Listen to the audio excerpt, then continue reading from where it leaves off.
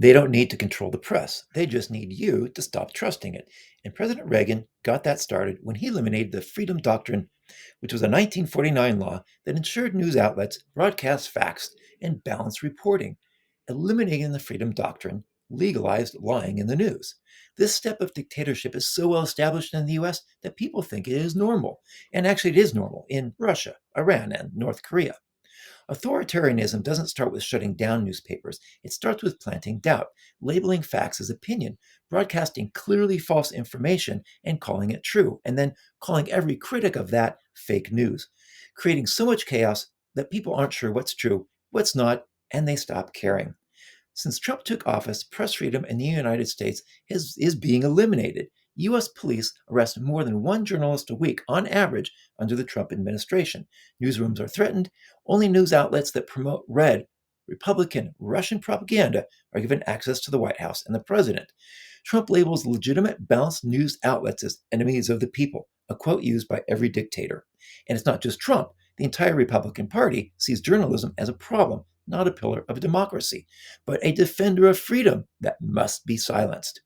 If you care about truth, about democracy, and about your right to know what your government is doing, hit follow because we're pulling back the curtain on every step in the authoritarian playbook. In high trust democracies, the press is the watchdog, but in authoritarian systems, it must be muzzled, co opted, or discredited. In Russia, independent outlets are labeled foreign agents. In Turkey, journalists are jailed under terrorism laws. In Hungary, the media was bought out by oligarchs aligned with the regime. And Trump is doing the same in the US. We're watching the same play unfold. Fox News isn't just opinion, it's strategic distortion. Defunding NPR isn't about budget cuts, it's about control. And screaming fake news at every fact check isn't defense, it's eliminating truth as an option. This is a cultural shift from individual freedom to collectivist control. Authoritarianism thrives in indirect speech, strict hierarchical systems, and what is true is determined by the party, the Republican Party in the US, and anyone else is just biased.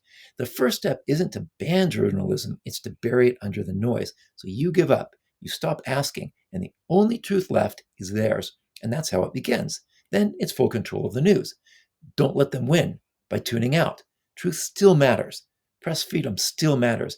And you still have the power to find unbiased news in foreign press, the power to share posts like this one, the power to not be silent.